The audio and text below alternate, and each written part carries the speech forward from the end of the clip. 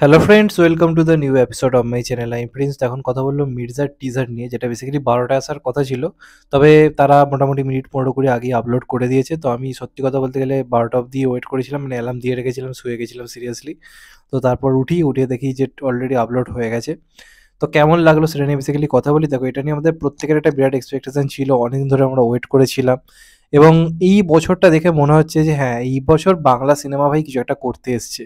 যখন কোনো teaser trailer যা হোক কিছু একটা আসছে ভাই, কাঁপিয়ে দিচ্ছে। সেটা পাড়িয়া হোক, সেটা সেন্টিমেন্টাল হোক, দেখে ভাই মনে হচ্ছে হ্যাঁ, এটা সিনেমা। সে ফিলটা দিচ্ছে। তো এই সমস্ত কিছুর ভিড়ে মির্জার হাইপটা কিন্তু রিয়েল, মানে কোনো কথা হবে না। আজকে রাত্রির বেলা টিজার এসছে, মাঝরাত্রির 12টার সময়। লোকে বাংলা সিনেমার টিজার দেখার জন্য যাদের এক্সাইটেড থাকে না, দেবদেবা জিদ্দার কাজ হলে এক্সাইটেড থাকে অবশ্যই। কিন্তু অঙ্কুশদা কিন্তু, যিনি বারবার বলে এসেছি নিজস্ব একটা স্টারডাম রয়েছে, ওর একটা নিজস্ব দর্শক রয়েছে, সেটা প্রমাণিত। কারণ আজকে মাঝরাত্রির আমি দেখলাম যে মোটামুটি 10 কি 12 মিনিটের মধ্যে প্রায় 1500টা লোক দেখে নিয়েছে। এটা কিন্তু বাংলা সিনেমার দিক থেকে বিচার করলে ইনসেন রেসপন্স। মাঝরাত্রির কথা ভেবেছি, কারণ মাঝরাত্রিরে টিজার আসে না। তো প্রথমেই বলে রাখি, আজকে অঙ্কুশদার জন্মদিন। জন্মদিনের অনেক শুভেচ্ছা ও ভালোবাসা। এবং প্রথমেই তোমাকে থ্যাংক ইউ জন্মদিনে। তার কারণ হচ্ছে তুমি সেই জনরাটায় কাজ করছো যেটা বাংলাতে করা জাস্ট বন্ধ হয়ে গেছে, হয়ই না। তো ভাল লাগছে যে নতুন প্রোডাকশন হাউস খুলে ওই ছোটোখাটো কাজ না করে প্রথমেই এরকম বড় ছক্কা হাঁকানো, এরকম ভালো স্কেলের একটা কাজ আনা। মানে টিজারটা যখন আপনি দেখবেন, আপনি যদি টিজারটা যদি সাউন্ড যদি অফ করে দেন না, এমনি যদি টিজারটা দেখেন, সিনেমাটার কোয়ালিটি দেখলে বা বিজিএম ফিজিএম যেরকম বাজছে বা যেরকম ভিএফএক্স এর কাজ হয়েছে না, দেখে মনে হচ্ছে না যেটা একটা বাংলা কাজ। আপনারা জাস্ট সাউন্ডটা অফ করে জাস্ট একবার দেখুন, মিউট করে। আপনার মনেই হবে না যেটা একটা কোনো বাংলা কাজ, মনে হবে বলিউড বা সাউথের কাজ দেখছেন। তো হ্যাটস অফ অঙ্কুশ দাকে যে এরকম একটা ভাবনা চিন্তা করার জন্য। এই কাজটা নিয়ে কম জলগোলা হয়নি, সেখান থেকে নিজস্ব প্রোডাকশন হাউস খুলে এইভাবে আনা, সেটাকে ভাই স্যালুট করতে হবে। এবং ফাইনালি ঈদে আসছে। এবং এটাকে বেসিক্যালি টিজার থেকেও বড় কথা, এটাকে এক প্রকার ক্যারেক্টার টিজার বলা যেতে পারে। যেভাবে তাসের ঘরের সঙ্গে সমস্ত যে ক্যারেক্টারগুলো তুলনা করা হয়েছে এবং সমস্ত কিছুর আলোচনা করতে গিয়ে যখন কৌশিক গাঙ্গুলির এন্ট্রিটা হচ্ছে না, কাঁপিয়ে দিয়েছে। কৌশিক গাঙ্গুলিকে যা লাগছে, এবং এরকম চরিত্রে কৌশিক গাঙ্গুলিকে ভাবা, কৌশিক গাঙ্গুলির অভিনয় সত্তা ভয়ঙ্কর লেভেলের ভালো, কিন্তু সেটাকে কোনোদিন ওই আর্ট ফিল্মের বাইরে কাজে লাগানো হয়নি।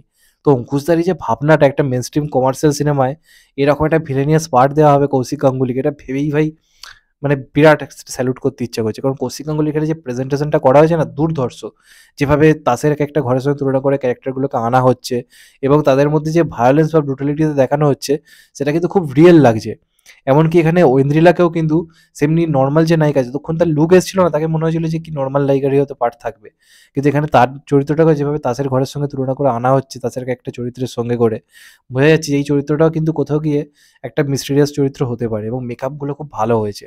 এবং ফাইনালি অঙ্কুশদার এন্ট্রি হয়। এবং অঙ্কুশদার এন্ট্রিটা কি করেছে, গাড়ি ফাড়ি নিয়ে সবকিছু ভেঙে যায়, যেমন বলিউড সাউথের হিরোরা আসে সেইভাবে অঙ্কুশ দেখে। এবং অঙ্কুশদার ভিলেনের পর সামথিং সব থেকে বড় কাজ এটা হচ্ছে, অঙ্কুশদার প্রেজেন্টেশনটা দারুণ হয়েছে।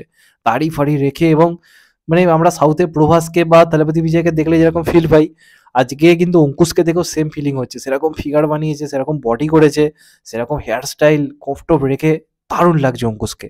এবং পেছনে আগুন উঠছে, ও একটা গাড়ির ওপর বসে রয়েছে পোজ দিয়ে, ভাই কাঁপিয়ে দিয়েছে, জাস্ট কাঁপিয়ে দিয়েছে। মানছি বলিউডের বড়ে মিয়া ছোটে মিয়া রয়েছে, এছাড়া আরও কিছু কিছু কাজ রয়েছে, কিন্তু এইটার জন্য একটা দর্শক থাকবে বলে আমার ব্যক্তিগতভাবে মনে হয়। প্রথম কারণ হচ্ছে একটা ক্লাস অডিয়েন্স যাবে, কারণ ভিলেন করা হয়েছে কৌশিক গাঙ্গুলিকে। আর সেকেন্ড হচ্ছে সেই মাস অডিয়েন্স যারা অনেকদিন ধরে প্রপারলি ভালো মাস ফিল্ম পাচ্ছেন। এবং পাড়িয়া কিন্তু মাস সিনেমার মার্কেট অনেকটা খুলে দিয়েছে, যে আজকালকার দিনের মতো করে মাস মুভি বানাতে হবে। তো এইটার মধ্যে সেই গল্পটার মধ্যে সেই ডেপথটা রয়েছে, সেইভাবেই ক্যারেক্টারগুলোকে প্রেজেন্ট করা হয়েছে। তো গল্পের অনেকগুলো সেটও রয়েছে, এবার ক্যামিও টেমিও অনেক কিছু রয়েছে সিনেমাটার মধ্যে। তো দেখা যাক ফাইনালি কেমন হয়। আপাতত সিনেমাটার টিজারটা আমার বেশ ইন্টারেস্টিং লাগলো। বিজিএম এর কাজ খুব ভালো হয়েছে, এবং যেভাবে সিনগুলোকে দেখতে করেছে বড় পর্দায় দেখতে কিন্তু দুর্ধর্ষ লাগবে। আপাতত টিজার দেখে তাই লাগছে। এবার ফাইনালি দেখা যাক ট্রেলারটা কেমন হয়, গানগুলো কেমন হয়। সেগুলো ওয়ার্ক করা কিন্তু খুব দরকার, মেন স্ট্রিম কমার্শিয়াল সিনেমায় গান হিট হওয়া খুব দরকার। তো শুনছি তো একটা ড্যান্স নাম্বার রয়েছে, রোমান্টিক ট্র্যাক রয়েছে। তো দেখা যাক কেমন হয় বেসিক্যালি গানগুলো।